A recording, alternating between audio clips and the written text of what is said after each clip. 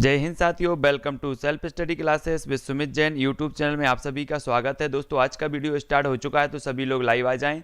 और आज का वीडियो हम गणित शिक्षा शास्त्र से संबंधित है और आप सभी निरंतर देख रहे हैं। बड़ा अच्छा लग रहा है कि आप सभी के लिए वीडियो भी अच्छा लग रहा है। ठीक है, तो सभी के लिए जय हिंद, सभी के लिए गुड आफ्टरनून। ठीक है, स्टार्ट करेंगे। जो भी साथी अभी तक चैनल को सब्सक्राइब नहीं कर पाए हैं वो सब्सक्राइब कर लेना और वीडियो को सभी को लाइक कर देना है और शेयर कर देना है। जो भी साथी टेलीग्राम ग्रुप से नहीं जुड़े हैं वो टेलीग्राम ग्रुप से जुड़ जाएंगे। ठीक है, टेलीग्राम ग्रुप में आपको सारी की सारी पीडीएफ प्रेषित की जाती है, तो सभी को टेलीग्राम ग्रुप में अवश्य जुड़ना है।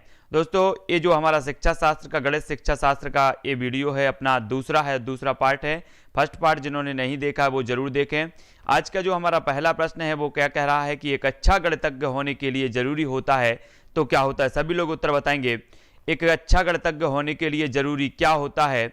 सवालों के उत्तर देने की तकनीक में निपुणता, अधिकतर सूत्रों को याद करना, बहुत जल्दी सवालों को हल करना, या फिर सभी अवधारणाओं को समझना, लागू करना, उनमें संबंध बनाना। तब आपका जो उत्तर हो जाएगा वो क्या होगा? सभी लोगों को उत्तर देना है, फटाफट से सभी लोग उत्तर देंगे। और पहले तो वीडियो को लाइक कर दें सभी लोग, है ना। पहले लाइक कर देना है, फिर फटाफट से उत्तर देना है। आज का जो आपका पहला प्रश्न का उत्तर हो जाएगा वो क्या होगा? वो होगा दोस्तों, सभी अवधारणाओं को समझना, लागू करना और उनमें संबंध बनाना। ये माने डी नंबर का जो है ये सही हो जाएगा। ठीक है, फटाफट से उत्तर देना है आप सभी को। सभी अवधारणाओं को समझना, लागू करना और उनमें संबंध बनाना एक अच्छा गणितज्ञ होने के लिए जरूरी होता है कि आप सभी अवधारणाओं को अच्छी तरह समझें तथा उन्हें लागू करें व लागू करते हुए उनके बीच संबंध स्थापित करें, तो ये एक अच्छा गणितज्ञ होता है, ऐसा उसकी अवधारणाएं होती हैं। नेक्स्ट जो हमारा प्रश्न है, सभी लोगों को जल्दी से लाइक कर देना है। ठीक है, हाँ, आकृतियों के निम्नलिखित पहलुओं में से किसका प्राथमिक स्तर से कोई संबंध नहीं है? तो उत्तर बताना है हमें जल्दी से। प्राथमिक स्तर से कोई संबंध नहीं है तो किसका नहीं है? प्रतिरूप का, सममिति का, कोण का या फिर चौपड़ का? तब जल्दी जल्दी से सभी लोगों को आंसर बताना है। कुमकुम जी, रितु जी, अर्पिता जी, मुकेश जी, सभी लोग उत्तर बताएंगे। प्रश्न क्रमांक 33 का जो आंसर हो जाएगा वो क्या हो जाएगा? सभी लोगों का जो आंसर आया है वो क्या आया है? बी यानी कि कोण। आकृतियों के निम्नलिखित पहलुओं में से किसका प्राथमिक स्तर से कोई संबंध नहीं है? तो कौन इसका सही हो जाएगा? विकल्प नंबर बी इसका सही हो जाएगा। अधिकांश लोगों का उत्तर बी आया है, कुछ लोग डी बता रहे हैं लेकिन इसका बी है। ठीक है, याद रख लेना। अगला क्वेश्चन है, संख्याओं के संदर्भ में प्राथमिक कक्षा के बच्चे अर्थात वे बच्चे जिनका आयु वर्ग 8-9 वर्ष है निम्नलिखित में से किस समुच्चय में प्रवीण हैं? उत्तर बताना है। 34 का उत्तर बताओ। प्रश्न बड़ा बढ़िया है और बहुत बढ़िया है, जल्दी से लिखेंगे। उत्तर बताना है। योगेश जी, रोयल जी, सभी लोग बताएंगे। नीलू जी, उत्तर क्या हो जाएगा? संख्याओं के संदर्भ में आपका पहला प्रश्न है, वर्गीकरण, प्रतिवर्त्यता, अनुपातिक विवेचन, पंक्तिबद्धता, प्रतिवर्त्यता, अनुपातिक विवेचन, पंक्तिबद्धता, वर्गीकरण, अनुपातिक विवेचन या पंक्तिबद्धता, वर्गीकरण, प्रतिवर्त्यता। तब आपका उत्तर क्या हो जाएगा? सभी लोगों ने जो उत्तर बताया है वो क्या बताया है? वो बताया है, अधिकांश लोगों ने ए बताया है, लेकिन इसका जो सही उत्तर होगा वो डी होगा। डी यानी पंक्तिबद्धता, वर्गीकरण, प्रतिवर्त्यता, ये डी वाला सही होगा। संख्याओं के संदर्भ में प्राथमिक कक्षा के 8-9 वर्ष की आयु के बच्चे पंक्तिबद्धता, वर्गीकरण, प्रतिवर्त्यता में प्रवीण हो जाते हैं, यानी कि जो विकल्प नंबर डी है वो इसका सही हो जाएगा। ठीक है, अगला क्वेश्चन है दोस्तों, गणित से भयभीत होने और उसमें असफल होने के लिए निम्नलिखित में से किसे एक कारण नहीं माना जा सकता? तो जल्दी से उत्तर बताना है। 35 का मोस्ट इंपोर्टेंट आईएमपी क्वेश्चन है। गणित से भयभीत होने और उसमें असफल होने के लिए निम्नलिखित में से किसे एक कारण नहीं माना जा सकता? तब आपका उत्तर क्या होगा? सभी लोगों को उत्तर बताना है, जल्दी से लिखो। उत्तर क्या हो जाएगा? छोटे लाल, सुधा जी, अनुज तिवारी जी, सभी लोगों का जो आंसर आ रहा है वो क्या होगा? जब 35 का जो आंसर हो जाएगा वो क्या होगा? सभी लोगों ने उत्तर बताया है डी, तो बहुत बढ़िया, डी इसका सही है। गणित में भयभीत व उससे असफल होने का कारण लैंगिक भेद नहीं है, यानी कि जो विकल्प नंबर डी है वो इसका सही हो जाएगा। ठीक है, बहुत बढ़िया। अगला क्वेश्चन है दोस्तों हमारा, अगला क्या है? अगला जो है वो क्वेश्चन है कि कक्षा तीसरी के विद्यार्थी को आधे की संकल्पना का परिचय देने के लिए शिक्षक निम्नलिखित क्रियाकलापों की योजना बनाता है। प्रश्न क्रमांक 36 का उत्तर बनाता है। किस चीज की योजना बनाता है? चित्र दिखाता है जिसमें आधा प्रदर्शित किया गया हो, आधे का चिन्ह लिखता है, बहुत सारे मूर्त पदार्थों को आधे में विभाजित करता है, कहानी या शब्दों के प्रयोग से आधा प्रदर्शित करता है। तब आपका उत्तर क्या हो जाएगा? नीचे कूट भी दिया है तो कूट में से उत्तर बताना है, सभी को बताना है। क्रियाकलापों की योजना बनाता है, तो जल्दी से बताओ उत्तर क्या हो जाएगा। 36 का सभी लोगों को बताना है। जो भी साथी अभी तक चैनल से नहीं जुड़ पाए हैं वो चैनल को सब्सक्राइब कर लें। और रोज आपकी 2:30 बजे क्लास होती है गणित शिक्षा शास्त्र की, है ना। इसके बाद अन्य शिक्षा शास्त्र के वीडियो आएंगे गणित जैसे ही कंप्लीट होता है। शाम को 6:30 बजे पर्यावरण की लाइव क्लास होती है, 7:15 बजे आपकी होती है बाल विकास की। तब आपका जो उत्तर हो जाएगा दोस्तों वो हो जाएगा ए मतलब जो है ए इसका सही हो जाएगा, ठीक है। बहुत सारे मूर्त पदार्थों को आधे में विभाजित करता है, फिर चित्र दिखाता है उसमें आधा प्रदर्शित करता है, फिर कहानियां शब्दों के द्वारा आधा प्रदर्शित करता है, और फिर जो हो जाएगा कि आधे का चिन्ह दिखाता है। तो ये सारे के सारे जो क्वेश्चन हैं, जो विकल्प हैं आपके सही हो जाएंगे, ठीक है। अगला जो हमारा क्वेश्चन है उसको देख लेते हैं। अगला क्वेश्चन बहुत ही महत्वपूर्ण प्रश्न है, एक गणित से संबंधित। तो जल्दी से उत्तर बताना है कि प्राथमिक स्तर पर गणित की पहेलियां मदद करती हैं। तो जल्दी से बताना है किस चीज में मदद करती हैं। कक्षा के प्रतिभा संपन्न विद्यार्थियों को पहचानने में, विद्यार्थियों को मनोरंजन प्रदान करने में, समस्या सुलझाने के कौशलों को परखने में, या फिर समस्या सुलझाने के कौशलों को प्रोत्साहित करने में। तो प्राथमिक स्तर पर गणित की पहेलियां मदद करती हैं, तो किस चीज में मदद करती हैं, सभी लोगों का उत्तर आना चाहिए। जल्दी जल्दी से 37 का उत्तर सभी को बताना है। रितु जी, मुकेश जी सभी लोग उत्तर बताएंगे। तब आपका जो उत्तर हो जाएगा, सरोज जी, सृष्टि जी आपका उत्तर होगा। अंजना जी क्या होगा, 37 का सभी लोगों ने आंसर बताया है डी, यानी कि समस्या सुलझाने के कौशलों को प्रोत्साहित करने के लिए प्राथमिक स्तर पर गणित की पहेलियां जो है मदद करती हैं। डी नंबर का इसका सही हो जाएगा, ठीक है। गणित की प्रकृति तार्किक होती है, सभी को पता है। गणित विषय के अध्ययन से प्राथमिक स्तर के बच्चों की बुद्धि जो शक्ति का तार्किक विकास होता है, इसलिए प्राथमिक स्तर पर गणित की पहेलियां समस्या सुलझाने के लिए कौशलों को प्रोत्साहित करने में मदद करती हैं। अब आपका अगला क्वेश्चन है, गणितीय संचारण उल्लेख करता है तो क्या करता है। गणितीय विचारों को समाहित और संगठित करने की, समस्याओं को सुलझाने की क्षमता, गणितीय प्रश्नोत्तरी में भाग लेने का कौशल, या फिर गणित के, जल्दी से बताना है क्या हो जाएगा सही उत्तर, सभी लोग बताएंगे।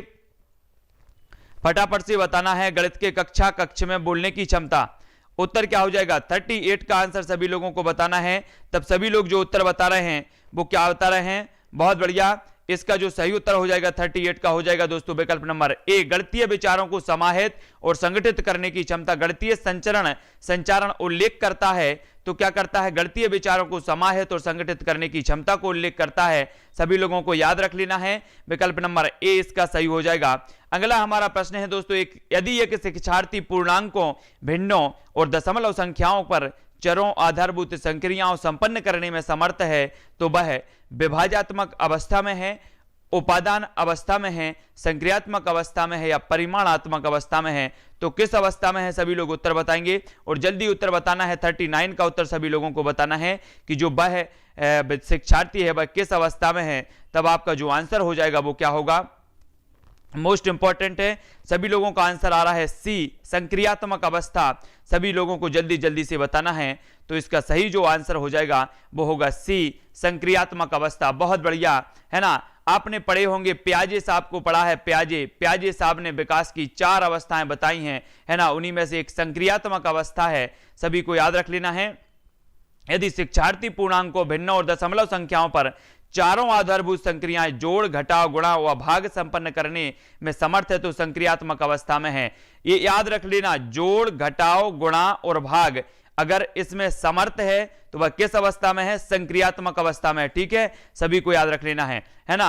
अब बताएंगे, आपको बताना है कि प्याजे साहब ने संक्रियात्मक अवस्था की जो आयु मानी है वो क्या मानी है। जल्दी से उत्तर बताना है, सभी लोग बताएंगे संक्रियात्मक अवस्था की आयु क्या मानी है प्याजे ने, जीन प्याजे ने। जल्दी से हमें लिखना है, फटाफट से उत्तर बताना है। और नेक्स्ट आपका प्रश्न है, प्राथमिक स्तर पर गणित की अच्छी पाठ्य पुस्तक के लिए निम्नलिखित में से कौन सी विशेषता महत्वपूर्ण है, सभी लोग बताएंगे। प्रश्न क्रमांक 40 का उत्तर बताना है। बहुत बढ़िया, अधिकांश लोगों ने जल्दी जल्दी से उत्तर बताना है कि प्राथमिक स्तर पर गणित की अच्छी पाठ्य पुस्तक के लिए निम्नलिखित में से कौन सी विशेषता महत्वपूर्ण है। तब उत्तर क्या हो जाएगा, 40 का सभी लोगों को बताना है। सभी लोग जल्दी जल्दी से बताएंगे और बहुत ही महत्वपूर्ण प्रश्न है। तो उत्तर क्या हो जाएगा, तब आप सभी लोग जो उत्तर बता रहे हैं वो क्या बता रहे हैं, जल्दी बताओ। हिंदी की पेडागोजी करा दी है, हिंदी की पेडागोजी की मैंने पूरे वीडियो डाल रखे हैं, तो वो सभी लोग देख लेना। इसका विकल्प जो हो जाएगा उसमें अवधारणाओं का परिचय संदर्भों के द्वारा दिया जाना चाहिए, है ना। गणित की अच्छी पाठ्य पुस्तक के लिए निम्नलिखित में से कौन सी विशेषता महत्वपूर्ण होती है, तो उसमें अवधारणाओं का परिचय संदर्भों के द्वारा दिया जाना चाहिए, यानी कि जो विकल्प नंबर ए है वो इसका सही हो जाएगा। ठीक है, ए नंबर का। गणित की अच्छी पाठ्य पुस्तक की विशेषता है कि उसमें अवधारणाओं का परिचय संदर्भों के द्वारा दिया जाना चाहिए, वो आवश्यक चित्र स्पष्ट हो। तो ये सभी को याद रख लेना, विकल्प नंबर ए जो है वो इसका सही हो जाएगा। अगला क्वेश्चन है, वैदिक गणित आजकल विशेष रूप से प्राथमिक विद्यालय के बच्चों में बहुत लोकप्रिय होता जा रहा है, इसका प्रयोग निम्न में से किसके विकास में संवर्धन होता है, तो जल्दी से बताओ। संवर्धन में होता है तब चार विकल्प आपके हैं कि विद्यार्थियों के गणित में परिकलन प्रक्रिया की समझ, विद्यार्थियों के गणित में समस्या समाधान कौशल, विद्यार्थियों के गणित में एकाग्रता, गणित में गणना के कौशल तथा गति। तो 41 का उत्तर सभी को बताना है कि उत्तर क्या हो जाएगा। जल्दी जल्दी से सभी लोग बताएंगे, ममता जी, रितेश जी, जितेंद्र जी, भूपेंद्र जी। तब आपका जो उत्तर हो जाता है दोस्तों वो क्या होता है, वो होता है कि वैदिक गणित आजकल विशेष रूप से प्राथमिक विद्यालय के बच्चों में बहुत लोकप्रिय होता जा रहा है, इसका निम्न में से किसके विकास संवर्धन में होता है।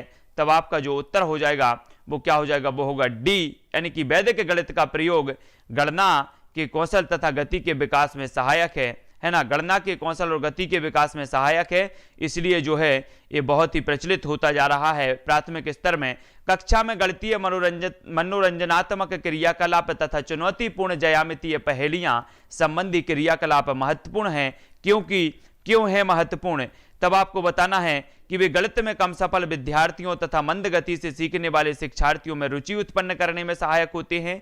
वे शिक्षार्थियों को उनकी गणित की कक्षा की एकरूपता तथा दैनिक चर्या के कारण होने वाली ऊब से बाहर लाते हैं, या फिर वे प्रतिभाशाली शिक्षार्थियों को उचित अवसर प्रदान करते हैं। वे प्रत्येक शिक्षार्थी की स्थानिक व विश्लेषण योग्यता के संवर्धन में सहायक हैं। तब आपका जो उत्तर हो जाएगा 42 का वो क्या होगा, सभी लोगों का आंसर आना चाहिए। जल्दी जल्दी से सभी लोग बताएंगे। इसका जो सही उत्तर होगा दोस्तों वो होगा डी, यानी कि कक्षा में गणितीय मनोरंजनात्मक क्रियाकलाप तथा चुनौतीपूर्ण ज्यामितीय पहेलियां संबंधी क्रियाकलाप महत्वपूर्ण हैं, क्योंकि वे प्रत्येक शिक्षार्थी की स्थानिक व विश्लेषणात्मक योग्यता के संवर्धन में सहायक होते हैं, यानी कि जो विकल्प नंबर डी है आंसर सही हो जाएगा। ठीक है, बहुत बढ़िया।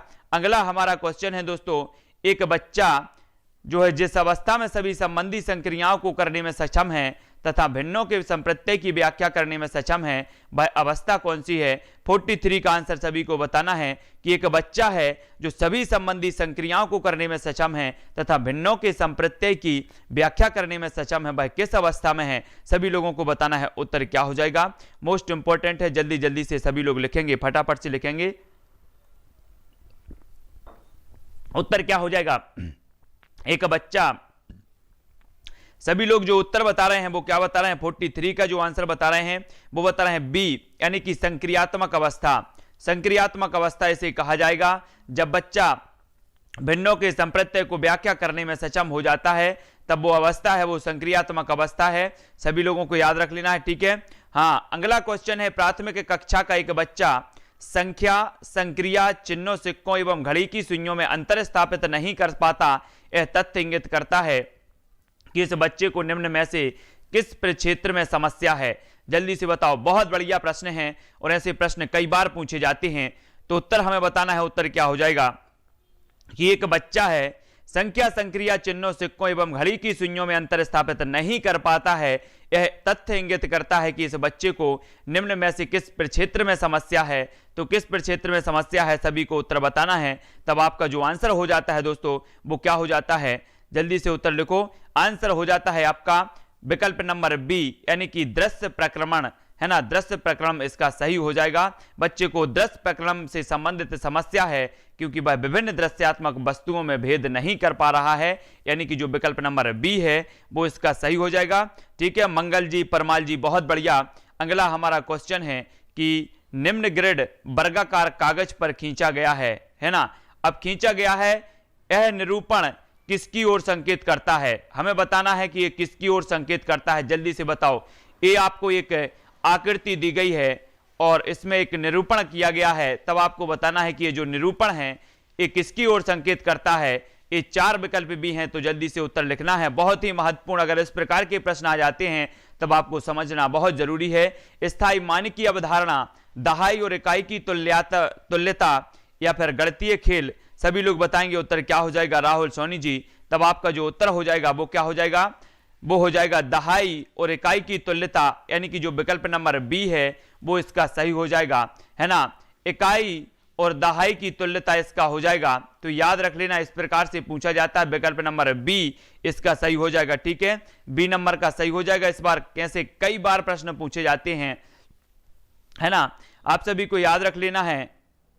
इकाई और दहाई की नहीं दोस्तों, इसका उत्तर होगा ए। इसके माध्यम से स्थानीय मान की अवधारणा को पढ़ाया जा सकता है।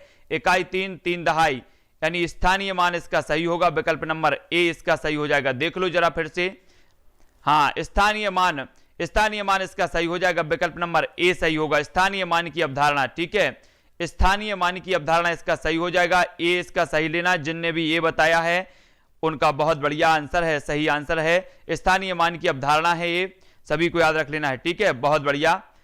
इसके माध्यम से स्थानीय मान की अवधारणा को पढ़ाया जा सकता है, 3 इकाई और 3 दहाई, बहुत बढ़िया, सभी लोगों ने बिल्कुल सही बताया है। कक्षा 4 की पाठ्य पुस्तक से दी गई निम्नलिखित समस्याओं में से कौन सी बहु अनुशासनात्मक समस्या की ओर संकेत करती है। तब आपका प्रथम जो प्रश्न है वो है कि दी गई आकृति की दर्पण छवि का आरेख बनाइए। दी गई आकृति में कितनी समितियां सममिति रेखाएं हैं। किसी दी गई ज्यामितीय आकृति में एक सममिति रेखा खींचना। भारत के झंडे का आरेख बनाइए और झंडे में सममिति रेखाओं की संख्या को पहचान कीजिए। तब आपको बताना है कि कक्षा 4 की पाठ्य पुस्तक से दी गई निम्नलिखित समस्याओं में से कौन सी बहु अनुशासनात्मक समस्या की ओर संकेत करती है। तो कौन सी करती है, सभी लोग बताएंगे, उत्तर क्या हो जाएगा। प्रश्न क्रमांक 46 का उत्तर हमें बताना है, तो उत्तर क्या होगा। तब आपका जो उत्तर होगा वो क्या हो जाएगा, उत्तर होगा दोस्तों इसका डी, बहुत बढ़िया। भारत के झंडे का आरेख बनाइए और झंडे में सममिति रेखाओं की संख्या को पहचान कीजिए, बहुत बढ़िया, डी नंबर का इसका सही हो जाएगा। बहु अनुशासनात्मक उपागम के अंतर्गत विभिन्न विषयों के अनुशासन को भी सम्मिलित करने का प्रयत्न किया जाता है। भारत के झंडे का आरेख बनवाने से छात्रों को माप, समानांतर रेखा, आकृति आदि, गणित, विभिन्न देशों के झंडे, उनकी महत्ता, सामाजिक विज्ञान, रंग, कला आदि के बारे में बताया जाता है। यानी कि भारत के झंडे का आरेख बनाइए और झंडे में सममिति रेखाओं की संख्या कीजिए, ए इसका विकल्प नंबर डी सही हो जाएगा, ठीक है। अगला जो हमारा प्रश्न है दोस्तों वो क्या है, वो है कि गणित में प्रक्रमण संबंधी प्रवाह पूर्णता का अर्थ है नियमों, सूत्रों और आकलन विधियों, कलन गणित का ज्ञान होना और परिशुद्धता, लचीलेपन एवं निपुणता के साथ उनका क्रियान्वयन करना। गणित में लचीलापन खालिस्तान की ओर संकेत करता है, तो किसकी ओर संकेत करता है, सभी का आंसर जल्दी से बताना है। उत्तर क्या हो जाएगा, जल्दी बताओ। समान निपुणता के साथ अंकगणित और ज्यामिति की समस्याओं का समाधान करने की योग्यता, है ना, एक से अधिक उपागमों का प्रयोग करते हुए एक खास प्रकार की समस्या का समाधान करने की योग्यता, परिशुद्धता के साथ समस्याओं का समाधान करने और सभी चरणों को लिखने की योग्यता, समान प्रकरण से विभिन्न प्रकार की समस्याओं का समाधान करने की योग्यता। तब आपका आंसर क्या हो जाएगा, सभी लोग उत्तर बताएंगे, उत्तर बताना है। तो इसका जो सही उत्तर होगा 47 का, वो क्या होगा दोस्तों, वो होगा बी, यानी कि किसी भी विषय में लचीलापन इसी बात पर निर्भर करता है कि किसी भी कथन को एक से अधिक तरीकों से किस प्रकार प्रयोगकार समस्या का हल निकाला जा सकता है, यद्यपि उसकी वास्तविकता बनी रहे। इसके अंतर्गत बच्चा अपने तरीके से जो है सवालों का हल खोजता है, यानी कि जो विकल्प नंबर बी है वो इसका सही हो जाएगा, बी नंबर, बहुत बढ़िया। आपको बताना है दोस्तों कि फरहान ने विद्यालय की पुस्तकालय में जाने पर यह पाया कि कहानी अनुभाग में रखी 100 पुस्तकें नष्ट हो गई हैं, 20 पुस्तकों का किसी को पता नहीं है, 219 पुस्तकें अलमारी में रखी हैं और 132 पुस्तकों को बच्चों को पढ़ने के लिए दे दी गया है। पुस्तकालय में कुल कितनी कहानी पुस्तकें थीं, तो जल्दी से बताना है। शिक्षक इस प्रश्न द्वारा किस मूल्य को पढ़ा सकता है, फटाक से 48 का आंसर सभी को बताना है कि शिक्षक इस प्रश्न द्वारा किस मूल्य को पढ़ा सकता है। अन्य की सहायता करना, अन्य के साथ पुस्तकों की साझेदारी करना, पुस्तकों की अच्छी देखभाल करना या फिर सहयोग की संवेदनशीलता। तब आपका उत्तर क्या होगा, 48 का उत्तर बताना है। जल्दी से उत्तर बताओ। सभी लोगों का जो आंसर आ रहा है वो क्या आ रहा है? कुछ लोग बी बता रहे हैं, अधिकांश लोग बी बता रहे हैं, बहुत बढ़िया। अन्य के साथ पुस्तकों की साझेदारी करना, यानी कि जो विकल्प नंबर बी है वो इसका सही हो जाएगा। इस प्रकार के प्रश्न के मूल्य को पुस्तकों की अच्छी देखभाल करना पड़ा जाएगा। ठीक है, तो सभी लोगों को याद रख लेना है, बी नहीं इसका सी होगा, पुस्तकों की अच्छी देखभाल करना, सी नंबर इसका सही होगा, है ना। इस प्रकार के प्रश्न के मूल्य को पुस्तकों की अच्छी जो है देखभाल करना पड़ा जाएगा, तो विकल्प नंबर सी इसका सही होगा, सी नंबर का सही होगा। ठीक है, अगला क्वेश्चन देख लेते हैं। अगला जो हमारा क्वेश्चन है, निम्नलिखित पर विचार कीजिए। निम्न पर विचार करना है, क्या विचार करना है? जल्दी से करो। 5 + 3 बराबर इस सीमित उत्तर का तदनुरूपी मुक्त उत्तर प्रश्न होगा, क्या होगा? सभी को बताना है, जल्दी से बताओ। प्रश्न क्रमांक 49 का उत्तर सभी लोगों को बताना है, जल्दी से फटाफट। विकल्प भी देखो, नहीं जल्दी से बताना है उत्तर क्या हो जाएगा। निम्नलिखित पर विचार कीजिए, 5 + 3, जल्दी बताओ। इस सीमित उत्तर प्रश्न का तदनुरूपी मुक्त उत्तर प्रश्न क्या है? तब आपका उत्तर जो होगा वो होगा सी, यानी कि कोई ऐसी दो संख्याएं बताइए जिनका योग क्या है? 8 है ना, बहुत बढ़िया। तदनुरूपी मुक्त जो उत्तर होगा तो वो होगा सी की कोई ऐसी दो संख्याएं बताइए जिनका जो है योग 8 है, ये सही हो जाएगा, सी वाला। ठीक है, हाँ याद रख लेना, सी वाला सही है ना। 50 नंबर का क्वेश्चन हमें बताना है, आपको बताना है कि कक्षा तीसरी में गुणन की इकाई में अनुमोदित मूल्य संकल्पना है, तो क्या है? प्रश्न क्रमांक 50 का उत्तर सभी लोगों को बताना है, जल्दी से बताओ उत्तर क्या हो जाएगा। राघवेंद्र दीक्षित जी, सीटीईटी का जरा सिलेबस उठा के देखना और वर्ग 3 का सिलेबस उठा के देखना क्या है ना। जरा देखो सिलेबस उठा के, कक्षा तीसरी में गुणन की इकाई में अनुमोदित मूल संकल्पना है, तो क्या है? सभी लोग उत्तर बताना है। तो प्रश्न क्रमांक 50 का उत्तर बताना है, इसका जो उत्तर हो जाएगा वो क्या होगा?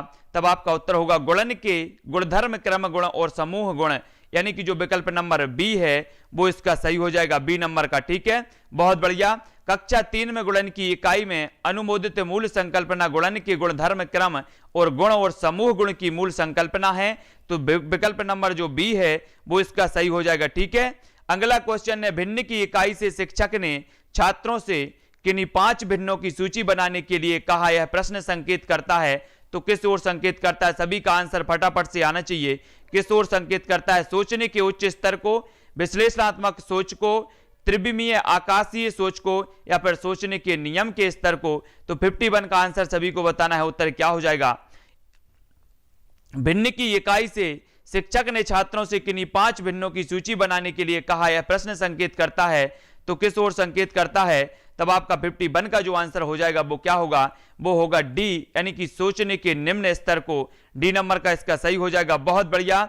डी नंबर रचना जी ने सही बताया है, डी नंबर इसका सही होगा। भिन्न की इकाई से शिक्षक ने छात्रों से किन्हीं 5 भिन्नों की सूची बनाने के लिए कहा।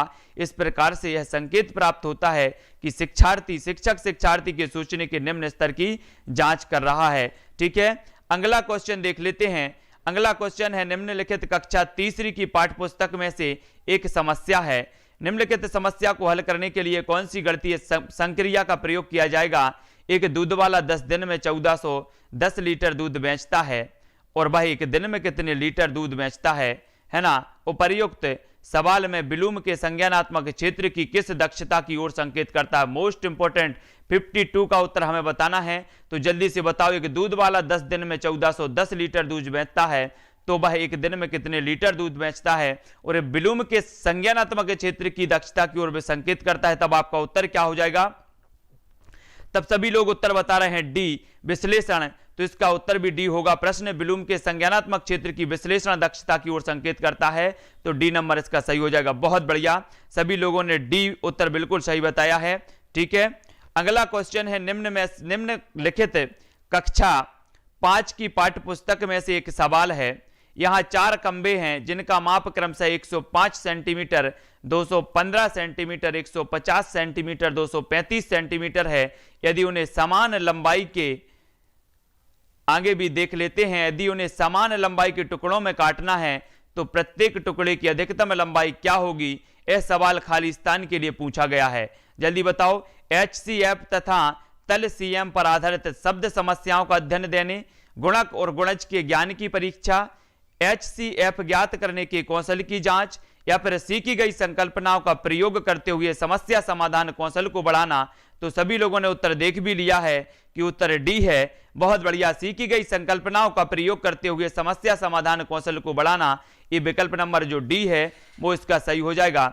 अगला हमारा क्वेश्चन है दोस्तों, वो क्या है कि एक बच्चा संख्याओं, क्रियाओं और संकेतों, घड़ी के दो कांटों, विभिन्न सिक्कों आदि में अंतर करने में कठिनाई प्रदर्शित करता है। इसका निहितार्थ है कि जो विशिष्ट बाधाएं उसके सीखने को प्रभावित कर रही हैं वे बाधाएं हमें बतानी हैं। तब जल्दी से फटाक से उत्तर बताना है। उत्तर क्या हो जाएगा? कमजोर गतिक कौशल, पढ़ना और लिखना कौशल, कमजोर शाब्दिक चाक्षुष श्रव्य और कार्यकारी स्मृति, कमजोर चाक्षुष प्रक्रमण योग्यता जैसे चाक्षुष विभेदीकरण, स्थानिक संगठन और चाक्षुष समन्वय, कमजोर भाषा प्रक्रमण योग्यता जैसे अभिव्यक्ति शब्द भंडार और श्रव्य प्रक्रमण। तो आपका उत्तर क्या होगा तब आपको बताना है। 54 का आंसर सभी लोगों का जो आ रहा है, अधिकांश लोगों ने उत्तर डी बताया है, कुछ लोग ए बता रहे हैं, कुछ लोग सी बता रहे हैं, लेकिन उत्तर है सी, है ना। बहुत बढ़िया सृष्टि जी, कमजोर चाक्षुष प्रकरण योग्यता जैसे चाक्षुष विभेदीकरण, स्थानिक संगठन और चाक्षुष समन्वय। तो यहां पर अपना प्रश्न क्या था कि एक बच्चा संख्याओं, संक्रियाओं और संकेतों, घड़ी के दो कांटों, विभिन्न सिक्कों आदि में अंतर करने में कठिनाई प्रदर्शित करता है, तब वह कमजोर चाक्षुष प्रकरण में योग्यता जैसे चाक्षुष विभेदीकरण, स्थानिक संगठन और चाक्षुष समन्वय, है ना, से प्रभावित हो रहा है। ठीक है, विकल्प नंबर सी इसका सही हो जाएगा। बहुत बढ़िया। अगला हमारा क्वेश्चन है वो क्या है? उच्च क्रमीय चिंतन कौशल पर आधारित प्रश्न मांग करते हैं। तो किसकी मांग करते हैं? 55 का उत्तर सभी को बताना है। जल्दी से उत्तर बताना है। प्रीति जी, रमीत जी, अंजलि जी, पूजा जी, कल्पना जी, सभी लोग उत्तर बताएंगे कि उच्च क्रमिक चिंतन कौशल पर आधारित प्रश्न मांग करते हैं। क्या करते हैं? एल्गोरिथम के ज्ञान की, संकेतों और चित्रों के ज्ञान की, कुछ सीमा तक संज्ञानात्मक प्रयास और ज्ञान की, तथ्यों, नियमों, सूत्रों के ज्ञान की। तो आपका उत्तर क्या होगा? 55 का सभी लोगों को बताना है। दीक्षा जी, अंजलि जी, सभी लोग बताएंगे। 55 का जो आंसर हो जाएगा दोस्तों वो होगा आपका सी, यानी कि कुछ सीमा तक संज्ञानात्मक प्रयास और ज्ञान की। उच्च क्रमिक चिंतन कौशल पर आधारित प्रश्न मांग करते हैं, तो एक सीमा तक संज्ञानात्मक प्रयास और ज्ञान की, है ना, सी नंबर इसका सही होगा। उच्च क्रमीय चिंतन कौशल पर आधारित प्रश्न कुछ सीमा तक संज्ञानात्मक प्रयास और ज्ञान की मांग करते हैं, यानी कि जो विकल्प नंबर सी है वो इसका सही हो जाएगा।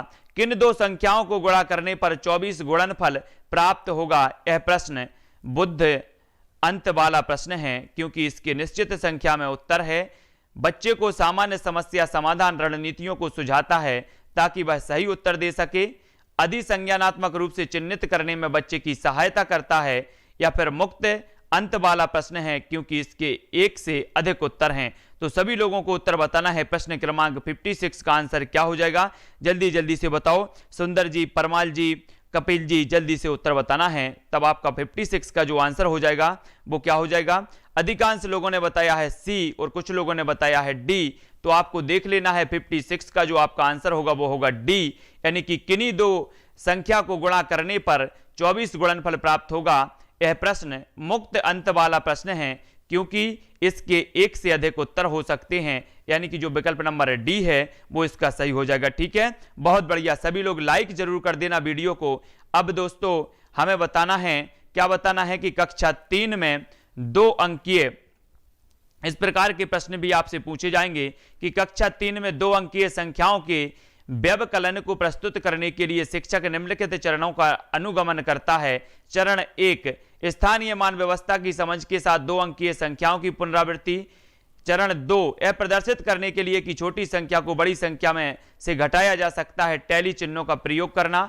चरण 3, स्थानीय मान के प्रत्येक कॉलम के अंतर्गत संख्याओं के व्यवकलन का अनुप्रयोग करना। इस स्थिति में शिक्षक खालिस्तान से पाठ का विकास कर रहा है। जल्दी से बताओ किससे पाठ का विकास कर रहा है? फिर आपका विकल्प नंबर ए जो हो जाता है वो क्या होता है? सभी लोगों को बताना है।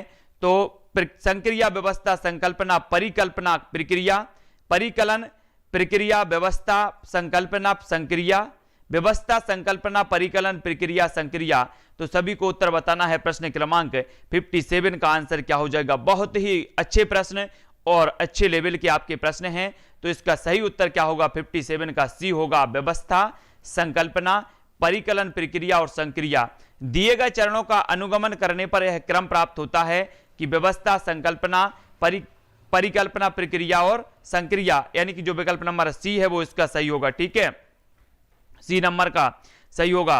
अगला क्वेश्चन है, सबसे उपयुक्त व्यूह रचना जिसका प्रयोग धनराशि के योग की कुशलता को आत्मसात करने के लिए किया जा सकता है वो कौन सा है? 58 का उत्तर हमें बताना है, तो जल्दी से उत्तर बताओ। सबसे उपयुक्त व्यूह रचना जिसका प्रयोग धनराशि के योग की कुशलता को आत्मसात करने के लिए किया जा सकता है वो व्यूह रचना कौन सी है? सबसे उपयुक्त जो है, तो जल्दी से बताना है। तो उत्तर क्या हो जाएगा? जल्दी से बताओ। प्रश्न क्रमांक 58 का उत्तर बताना है, जल्दी से बताओ। ये टेस्ट चल रहा है अपना, टेस्ट सीरीज है ना, विस्तृत अध्ययन अपना नहीं चल रहा है भाई राघवेंद्र जी, है ना। तो जल्दी जल्दी से बताया करो कि सबसे उपयुक्त व्यूह रचना जो है जिसका प्रयोग धनराशि के योग की कुशलता को आत्मसात करने के लिए किया जा सकता है, तब आपका उत्तर होगा भूमिका निर्वाह है, यानी कि रोल प्ले, है ना। ए नंबर का इसका सही होगा। सबसे उपयुक्त व्यूह रचना किसका प्रयोग धनराशि के योग की कुशलता को आत्मसात करने के लिए भूमिका निर्वाह किया जा सकता है, तब आपका ए नंबर का इसका सही होगा। ठीक है, अगला प्रश्न है, कक्षा 3 के विद्यार्थियों को संख्या पद्धति पढ़ाने का उद्देश्य है तो क्या है? 59 का उत्तर हमें बताना है, जल्दी से उत्तर बताओ। उत्तर क्या होगा? सभी लोगों को जल्दी जल्दी से उत्तर बताना है। 59 का, कक्षा 3 के विद्यार्थियों को संख्या पद्धति पढ़ाने का उद्देश्य है तो क्या है? हमें बताना है 4 अंकों वाली संख्या के योग और व्यवकलन के कौशल में प्रवीणता प्राप्त करना, बड़ी संख्याओं को पढ़ने के कौशल में प्रवीणता प्राप्त करना, 6 अंकों तक गणना करना, संख्याओं का जो है संख्याओं को सैकड़ा, दहाइयों, इकाइयों के समूह के रूप में देखना और स्थानीय मानों की सार्थकता को समझना। तो उत्तर बताना है, जल्दी से उत्तर बताओ। सभी लोग बताएंगे प्रश्न क्रमांक 59 का उत्तर क्या हो जाएगा? तब आपका उत्तर होगा दोस्तों डी, कि संख्याओं को सैकड़ा, दहाइयों और इकाइयों के समूह के रूप में देखना और स्थानीय मानों को सार्थकता को समझना। कक्षा 3 के विद्यार्थियों को संख्या पद्धति पढ़ाने का उद्देश्य क्या है? तो उद्देश्य यही है कि संख्याओं को सैकड़ा, दहाइयों, इकाइयों के समूह के रूप में देखना और स्थानीय मानों की जो है सार्थकता को समझना, यानी कि जो विकल्प नंबर डी है इसका सही हो जाएगा। तब आपका जो है अगला क्वेश्चन है कि रिजुल एक गति संवेदी शिक्षार्थी है, उसकी शिक्षिका सुश्री नेहा उसकी अधिगम शैली को समझती है, तो उसकी गुणन की संकल्पना को स्पष्ट करने के लिए अगला जो हमारा प्रश्न हो जाएगा वो क्या होगा?